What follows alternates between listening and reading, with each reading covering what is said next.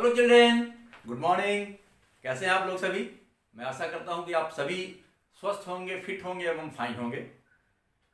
मैं माधवाचारी एक बार फिर आप सभी बच्चों को मैं अपने यूट्यूब चैनल में माधव ट्यूटोरियल में हार्दिक स्वागत एवं अभिनंदन करता हूं। आज का फिर से एक बार सेम टॉपिक सेम ही रहेगा। एक्सपोनेंट जो टॉपिक मैं अपने पिछले लेक्चर में पढ़ाया था उसी का आज सम्स आपको कराने जा रहे हैं। सम्स तो आज का फिर लेक्चर है क्लास 8 का एंड टॉपिक है सम्स बेस्ड ऑन एक्सपोनेंट। तो अब स्टार्ट करते हैं। आपको थोड़ा सा एक रिकैप कर देते हैं कि जो पिछले लेक्चर में हमने पढ़ाया था आपको about the introduction of exponent and law of exponent, दोनों के उसी बेस पर आज का क्वेश्चन जो हम कराने जा रहे हैं अब आपको स्टार्ट हो जाइए। तो चलिए let us proceed for sums based on exponent. तो देखिए सब फर्स्ट क्वेश्चन क्या है, express the following with the positive index. Positive index किसी भी इंटीजर हो या रैशनल नंबर हो, उसका अगर कोई इंडेक्स हो और नेगेटिव इंडेक्स हो तो उसको पॉजिटिव कैसे चेंज करना है पॉजिटिव इंडेक्स में, ये आज क्वेश्चन में मेनली यही क्वेश्चन होना है। तो इसका रैशनल नंबर है, रैशनल नंबर का इंडेक्स क्या है, यहाँ पे नेगेटिव है। यहाँ भी देखिए फिर एक रैशनल नंबर है, इसका भी इंडेक्स नेगेटिव है। यहाँ एक इंटीजर है, इंटीजर 4 का इंडेक्स क्या है, -11 है। अगेन रैशनल नंबर, इसका एक्सपोनेंट -5 है।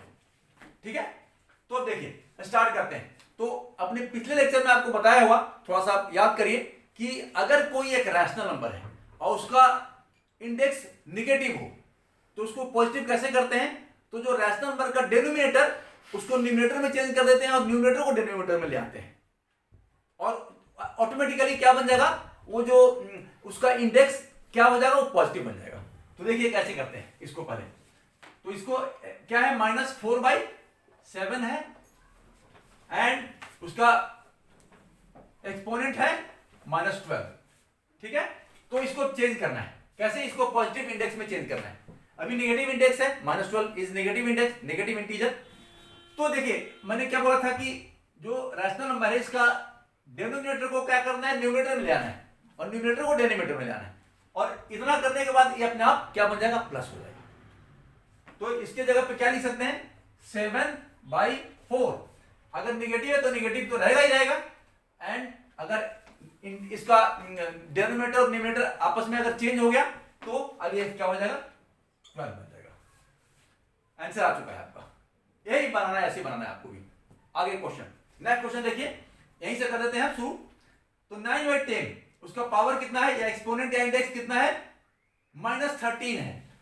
अब इसको +13 करने के लिए क्या करना पड़ेगा, ये जो डिनोमिनेटर 10 है इसको ऊपर ले आएंगे और जो न्यूमरेटर 9 है उसको नीचे ले आएंगे। इट मींस कि ये आंसर इसका हो जाएगा 10/9 एंड पावर क्या हो जाएगा 13, इंडेक्स 13। समझ रहे होंगे। नेक्स्ट क्वेश्चन है 4 to the power -11 या 4 raised to the power of -11। तो इसको कैसे लिखेंगे आप पॉजिटिव में, पॉजिटिव करने के लिए ये क्या है, ये 4/1 है। इसको मान के चलिए कि 4/1 है। ओके, तो इसको हम कैसे करेंगे, आगे इसको कर देंगे 1/4। 4 क्या था, यहाँ पे न्यूमरेटर था, न्यूमरेटर को डिनोमिनेटर में कर दिया और डिनोमिनेटर को न्यूमरेटर में कर दिया, मतलब 1/4 का पावर क्या हो जाएगा 11। इसके जगह पे लिख सकते हैं ये। अगेन 3/4 और पावर -5। इसको पॉजिटिव करने के लिए, मतलब इंडेक्स को पॉजिटिव करने के लिए क्या करेंगे, डिनोमिनेटर को ऊपर न्यूमरेटर के पास और न्यूमरेटर को डिनोमिनेटर के साथ में जाना है। मतलब कि इसको हम कर देंगे 4/3 का पावर +5 और यहां क्या आपके पास आंसर आ चुका है। नेक्स्ट क्वेश्चन चलते हैं। नेक्स्ट क्वेश्चन देखिए, right the following number in exponential form. Exponential form के बारे में बताया था ना, any number can be expressed in its exponential form. तो कैसे, तो a का पावर n के फॉर्म में, या आप कह सकते हैं कि n is the power of a के फॉर्म में किसी भी नंबर को क्या कर सकते हैं हम, एक्सपोनेंशियल फॉर्म में कन्वर्ट कर सकते हैं, लिख सकते हैं। Where a is what, non zero integer, where a is non zero integer. तो देखिए अब इसको हम a to the power n के फॉर्म में, एक्सपोनेंशियल फॉर्म में इसको कन्वर्ट करना है 64 को। इसके लिए सबसे पहले क्या करना होगा, 64 का आपको प्राइम फैक्टरेशन निकालना पड़ेगा। तो इधर निकाल देते हैं 64 का प्राइम फैक्टरेशन। देखिए किसी भी नंबर को उसके एक्सपोनेंशियल फॉर्म में चेंज करने के लिए सबसे पहला काम, सबसे फर्स्ट स्टेप क्या है, to find out the prime factorization of that number. तो देखिए अब इसको 2 से सबसे पहले करेंगे तो 32, अगेन 16, अगेन 4, 2 एंड अगेन 1। आ गया, देख रहे हैं 64 का प्राइम फैक्टरेशन। क्या किया मैंने, प्राइम फैक्टरेशन ऑफ 64। क्या क्या नंबर है, 2 2 2 2 2 2। There is 6 number of 2s। We find 6 number of 2s। तो आप लिख सकते हैं प्रोडक्ट ऑफ कितने, 6 2। प्रोडक्ट ऑफ प्राइम फैक्टरेशन 64 का क्या हुआ, 2 into 2 into 2 into 2 into 2 into 2। देखिए इसको 2 multiplied by 2 multiplied by 2 multiplied by 2 multiplied by 2 multiplied by 2, यही हो गया ना। और इसको कैसे लिख सकते हैं, एक्सपोनेंशियल फॉर्म में क्या होगा, 2 अगर बेस हो जाता हो तो इसका एक्सपोनेंट कितना होगा, जितना बार मल्टीप्लाई हुआ है वो तो वही इसका एक्सपोनेंट बन जाएगा। इट मींस कि ये 6 हो जाएगा, 6 the power of 2। Okay, similarly अब देखिए, अब इसमें फिर से आ रहा है 125 डिवाइड बाई 8। अब 125 का प्राइम फैक्टरेशन करिए, पहले यहीं पे करते हैं 125 का प्राइम फैक्टरेशन। तो कौन सा नंबर से डिवाइड होगा, 5 से, तो 25, अगेन 5 से, 5 अगेन 5 से 1। देखिए देयर आर 3 नंबर ऑफ 5। यहां पे क्या हो रहा है, 3, उसके 3 मल्टीपल आ रहे हैं, 3 प्रोडक्ट आ रहे हैं। 5 के 3 प्रोडक्ट हैं। तो देखिए इसको लिख सकते हैं 5 इंटू 5 इंटू 5 डिवाइडेड बाई। अब 8 को कैसे लिख सकते हैं, 8 का अगर प्राइम फैक्टरेशन करेंगे तो इसको लिख सकते हैं 2 इंटू 2 इंटू 2, ऐसा लिख सकते हैं। और यहां अगर माइनस है तो इसको माइनस भी लिख दीजिए, राइट। अब ये क्या होगा, 5 को 3 बार मल्टीप्लाई किया हुआ है, 5 appeared in the group of 3। It means कि 5 का पावर कितना हो जाएगा, माइनस तो लिखा जाएगा। और डिवाइड बाई देखिए 2 का पावर भी 2 3 बार है, इसका मतलब 2 का पावर भी 3 लिखेंगे। एंड इसको और क्या लिख सकते हैं, 2/3। देखिए एक्सपोनेंट, जो लॉ ऑफ एक्सपोनेंट आप याद कीजिए, नंबर 5 था या नंबर 4 था कि अगर एक्सपोनेंट सेम हो एंड बेस का डिवीजन किया हुआ, देखिए डिवाइड है ना, एक्सपोनेंट सेम है and there is division of base, तो क्या होगा उसमें, ये दोनों एक साथ लिख सकते हैं इसको, मतलब -5/2 को लिख सकते हैं एक साथ, और दोनों एक्सपोनेंट एक साथ आ जाएगा। ये दिस इज आंसर। ये है law of exponent number 4। This is the 4th law of exponent. आगे बढ़ते हैं, देखिए अब इसको मिटा देते हैं थोड़ा।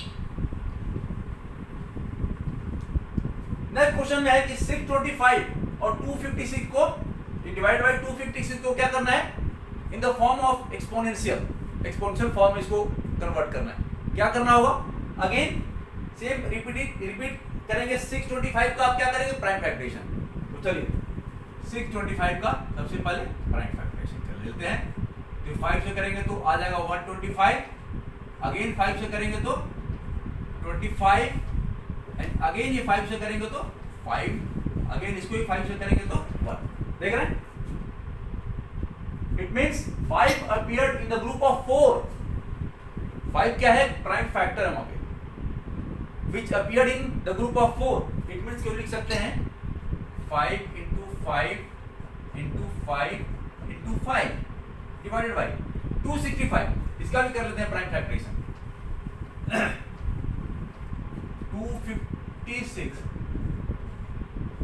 प्राइम फैक्टरेशन करेंगे तो आएगा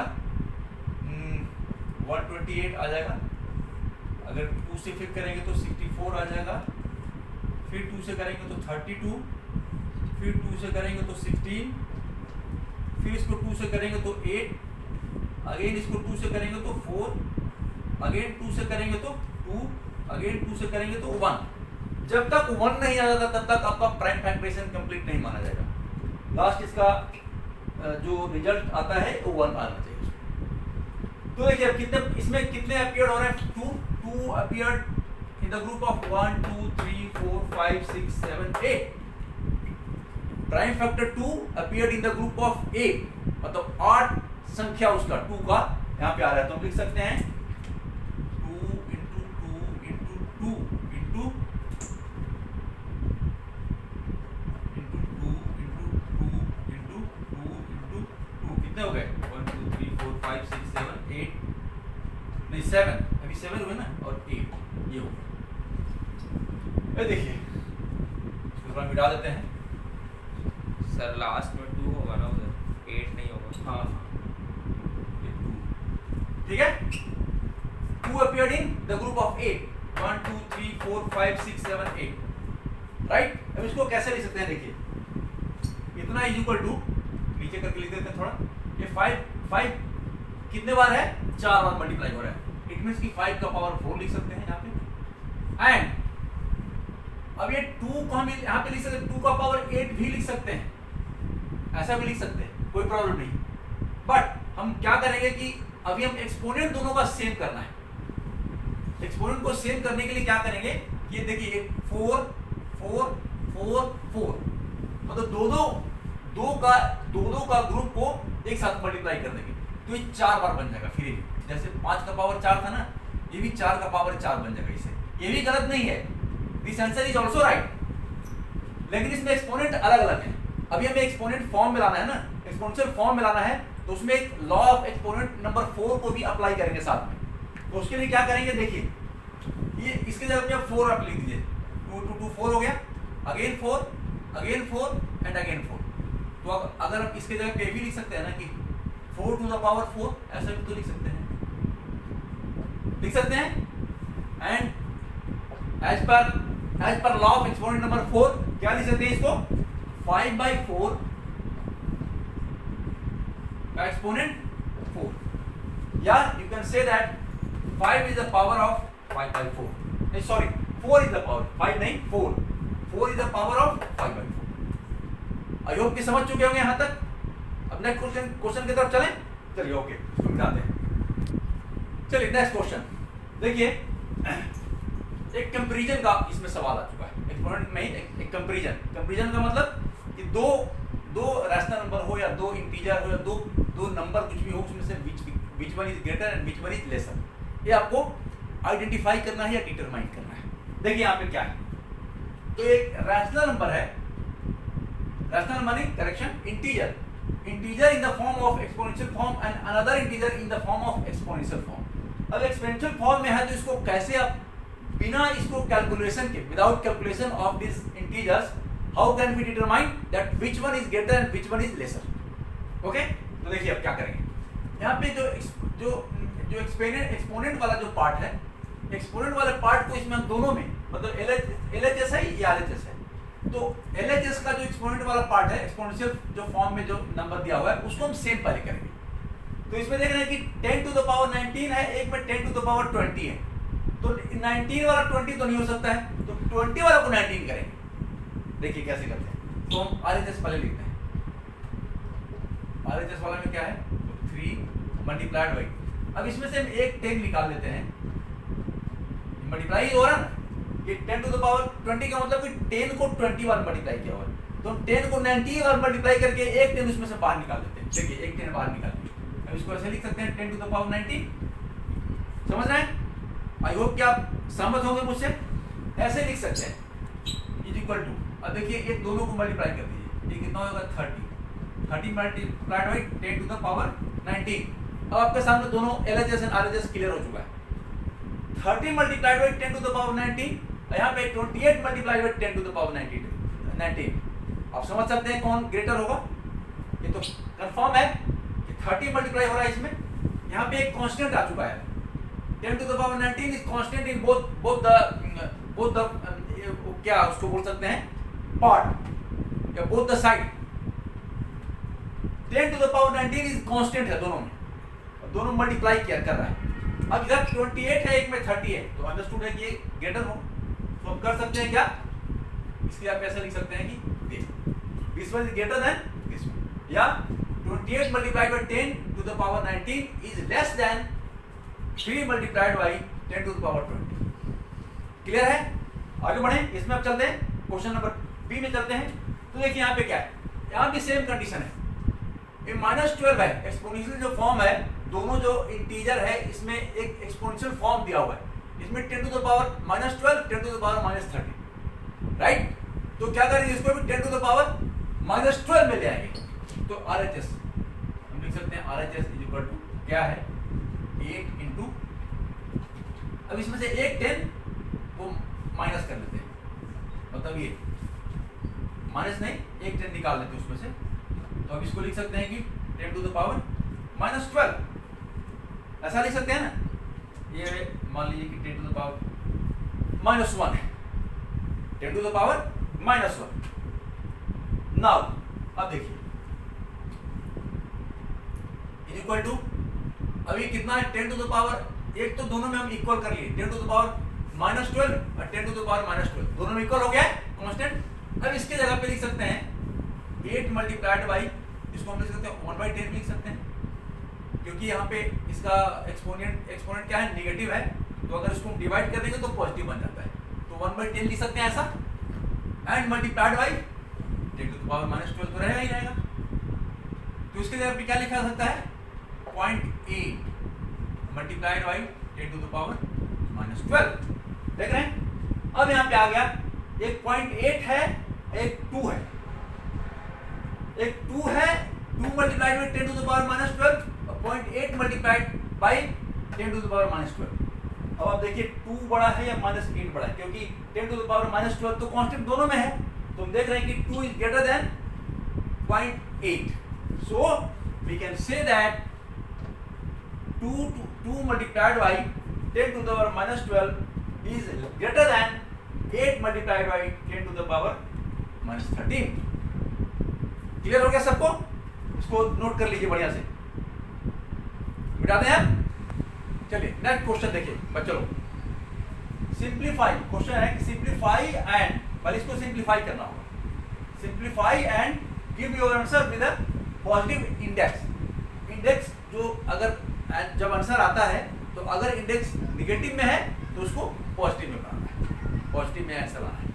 तो चलिए ठीक है, देखिए आज बड़ा ही शुभ दिन है, क्योंकि आज प्रयागराज में बड़ा ही सुबह से आज बारिश होने में लगी, तो आज एकदम मतलब इसको कहते हैं मदमस्त मौसम है, बहुत ही शानदार मौसम आज की है। तो चलिए इसी मौसम में पढ़ाई का एक बार अभी आनंद लेते हैं, ठीक है। तो सबसे पहले क्वेश्चन यहाँ से शुरू करेंगे हम, आज सी वाला क्वेश्चन शुरू करते हैं, इजी है, और उसके बाद फिर ए एंड बी। तो पहले वाला क्या है,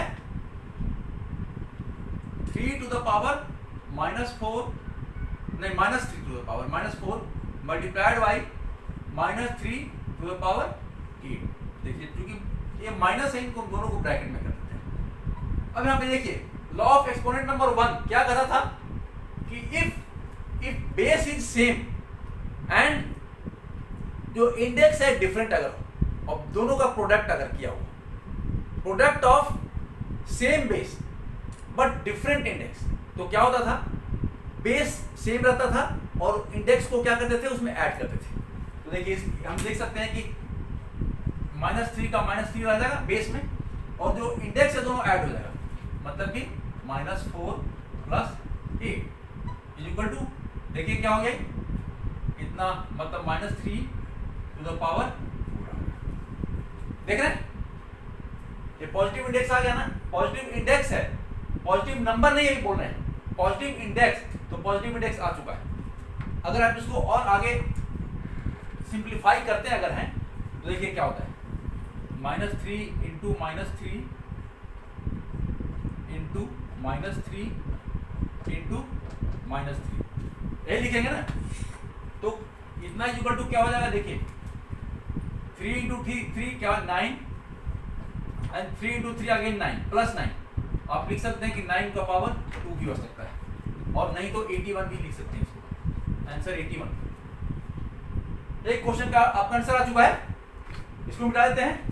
अब क्वेश्चन नंबर बी, इसी क्वेश्चन का बी अब ट्राई करते हैं। आई होप कि नोट कर लिए होंगे।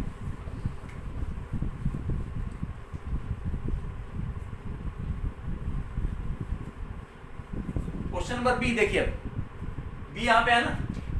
क्वेश्चन क्या है, -6 का पावर 4 मल्टीप्लाइड बाई 3 का पावर 5 डिवाइडेड बाई -4 इतना इक्वल टू क्या करते हैं। अब देखिए बेस 3 है यहाँ पे 2 और 3 दोनों इसमें, और इसमें भी 2 है, इसमें भी 2 है। -4 को हम कैसे लिख सकते हैं, इसको पहले देखिए। -6 को कैसे लिख सकते हैं, तो -3 multiplied by 2 to the power 4 ऐसा लिख सकते हैं। एंड ये हो जाएगा 3 to the power 5 is equal to, इसको क्या लिख सकते हैं, -4 को हम लिख सकते हैं -2, मतलब माइनस इसको बाहर रखेंगे 2 टू द पावर 2। देखिए ऐसा लिख सकते हैं ना, -4 को माइनस बाहर निकाल दिया, माइनस बाहर निकालने का मतलब -1 उसमें से बाहर निकाला मैंने, इसमें -1 बाहर निकाल दिया तो 4 बच गया, और 4 को हम लिख सकते हैं 2 टू द पावर 2। ओके,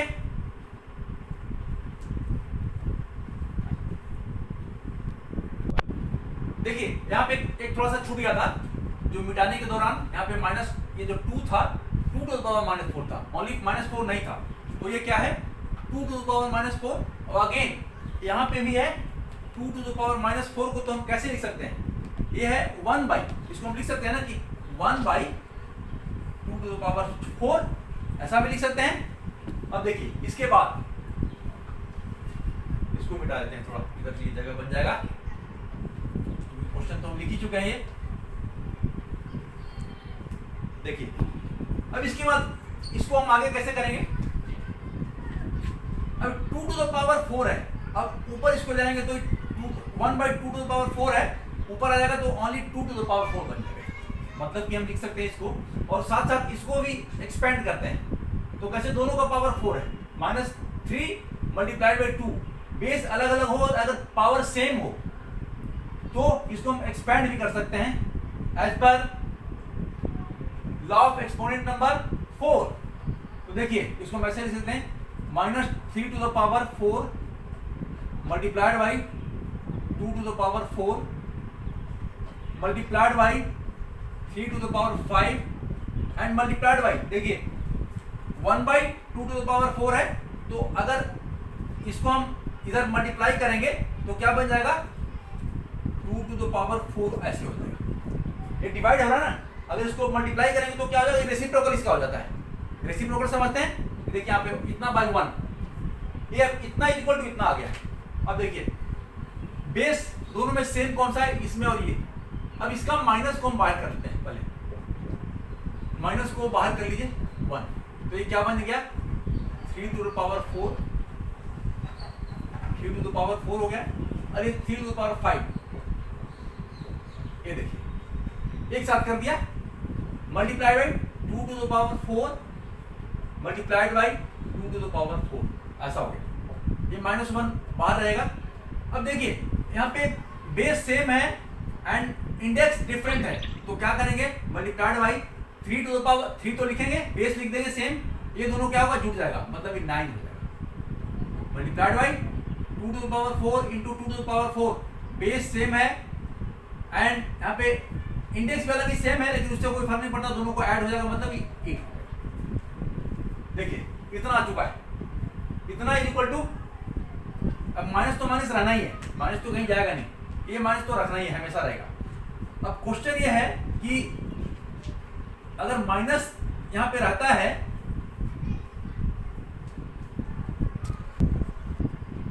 अच्छा देखिए -1 जो आया है, इसमें से -1 लिया था, निकाला था मैंने, उसको थोड़ा करेक्शन करना है। करेक्शन कैसे करेंगे, देखिए इसको थोड़ा मिटा देते हैं एक बार। इसके जगह पे क्या लिख सकते हैं, देखिए इसके जगह पे हम लिख सकते हैं -1 into 3 to the power 4 multiplied by 2 to the power 4 multiplied by 3 to the power 5 और 2 टू द पावर 4, राइट। अब इतना जगह पे और क्या लिख सकते हैं, -1 का पावर 4 मल्टीप्लाइड बाई 3 का पावर 4, राइट, मल्टीप्लाइड बाई 2 का पावर 4 मल्टीप्लाइड बाई 3 का पावर 5 मल्टीप्लाइड बाई 2 का पावर 4। यहां तक समझ में आ गई सबको। अब देखिए ये क्या बन जाएगा, क्योंकि इसका पावर इवन नंबर है, कोई भी नेगेटिव इंटीजर का पावर अगर इवन नंबर होगा तो पॉजिटिव अपने आप बन जाएगा। तो पॉजिटिव कितना बनेगा, 1 को तो कितने बार मल्टीप्लाई करें तो 1 ही बनेगा। तो इसके बाद ऊपर ले आते हैं, इक्वल टू क्या हुआ, मतलब ये तो 1 बन गया। अब यहाँ पे अब आते हैं, ये तो 1 बन गया, 1 यहाँ पे लिख दिए। अब 3 टू द पावर 4 और 3 टू द पावर 5 दोनों को आप क्या करेंगे, मल्टीप्लाई करते हैं।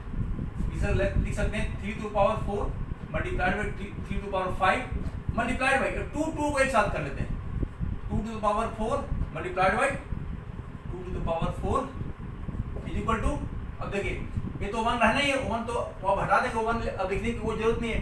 ये क्या हो जाएगा, एज पर लॉ ऑफ एक्सपोनेंट नंबर 1, क्या बेस सेम है एंड एक्सपोनेंट डिफरेंट है, दोनों ऐड हो जाएगा। तो इतना का पावर 9 मल्टीप्लाइड बाई, इसमें भी वही होना चाहिए और इसमें भी, दोनों में। तो 3 का पावर 9 2 का पावर कितना हो जाएगा 8, ये आंसर आ गया आपका। 3 to the power 9 multiplied by 2 to the power 8। अब चाहें तो इसको आगे मल्टीप्लाई करके लिख भी सकते हैं, लेकिन चूंकि बड़ा है इसलिए लिखने की जरूरत नहीं है। तो दिस इज योर आंसर, यही है आपका final answer, 3 to the power 9 multiply by 2 to the power 8, correct. अब आगे बढ़ते हैं, क्वेश्चन नंबर अब 1 में आ जाते हैं। हम लोग बैक से चले थे ना, तो नेक्स्ट क्वेश्चन के लिए चलते हैं बच्चे लोग। तो यहाँ क्या है, 5 टू द पावर -4, यहाँ पे 4 डिवाइड बाई 5 का power -4 multiplied by 2 to the power 8। एक यहाँ पे देखिए, इसको हम दोबारा लिख सकते हैं, 5 to the power -4 multiplied by, इसको अलग अलग भी लिख सकते हैं। अब याद कीजिए लॉ ऑफ एक्सपोनेंट नंबर 5 क्या था उसमें, कि दोनों क्या डिवीजन था, एक रेशियो था जिसमें किसी का रेशियो यूनिट से कि रैशनल नंबर था। रैशनल नंबर में न्यूमरेटर डिनोमिनेटर अलग अलग हो और दोनों का रेशियो अगर हो तो एक रैशनल नंबर है। तो रेशियो का क्या था, एक्सपोनेंट था उसमें। अगर एक्सपोनेंट इस फॉर्म में था तो क्या करेंगे, इसका exponent divide by this exponent of that. इतना जगह पर हम लिख सकते हैं इसके जगह पे कि 4 to the power -4 divided by again 5 to the power -4, ऐसे भी लिख सकते हैं। एज पर लॉ ऑफ एक्सपोनेंट नंबर 5 ऐसा लिखा जा सकता है इसको, multiplied by 2 to the power 8, ठीक है। अब देखिए यहाँ पे क्या, ये और ये दोनों से नहीं पर सीधा कट गया, तो इज इक्वल टू, और क्या लिख सकते हैं, अब इतना इज इक्वल टू बचा, तो लिख दीजिए पहले 4 to the power -4 multiplied by 2 to the power 8, okay. अब इतना इज इक्वल टू, देखिए ये 4 टू द पावर -4, इसका मतलब 1/4 टू द पावर 4 का पावर 4 मान जाएगा, और multiplied by 2 to the power 8, ठीक है। अब देखिए 2 टू द पावर 8 को हम, ये नीचे कितना है, 4 टू द पावर 4 है। अब 2 टू द पावर 8 को हम 4 टू द पावर 4 भी लिख सकते हैं, ये पहले ही बता चुका है, आपको बताया जा चुका है। 2 टू द पावर 8 को, अगर 2 टू द पावर 8 को आप एक्सपेंड करेंगे तो 2 इंटू 2 इंटू 2 इंटू कितना 8 बार हो जाएगा, और दो का जोड़ा लगा दें तो क्या बन जाएगा, 4 इंटू 4 इंटू 4 इंटू 4, 4 बार, तो ही 4 का पावर 4 हम लिख सकते हैं। और देखिए यहाँ पे एक कट गया, एंड आंसर इज 1। तो देखिए आज का क्वेश्चन यहीं पे हम समाप्त करने जा रहे हैं। आगे भी कुछ और बच्चों को पढ़ाने का भी आया हुआ है असाइनमेंट, क्लास एक हमारा वेट कर रहा है, नेक्स्ट क्लास। तो आज का क्लास यहाँ पे मैं समाप्त करता हूँ। अगर किसी बच्चे को इस दौरान प्रैक्टिस करिए, आप प्रैक्टिस के दौरान अगर कहीं कोई प्रॉब्लम आती है तो कमेंट बॉक्स में जरूर आपको डालना है कि कहाँ प्रॉब्लम आ रही है, क्या हो रही है, प्लस का माइनस, माइनस का प्लस, लॉ ऑफ एक्सपोनेंट या इंट्रोडक्शन टू द एक्सपोनेंट, कुछ भी हो, एनीथिंग एल्स आप पूछ सकते हैं। थ्रू योर कमेंट बॉक्स में डालिएगा तो उसको हम तुरंत क्लियर करेंगे, अपने नेक्स्ट लेक्चर में जरूर डालना चाहिए। तो चलिए सबको good bye, thank you very much, जय हिंद।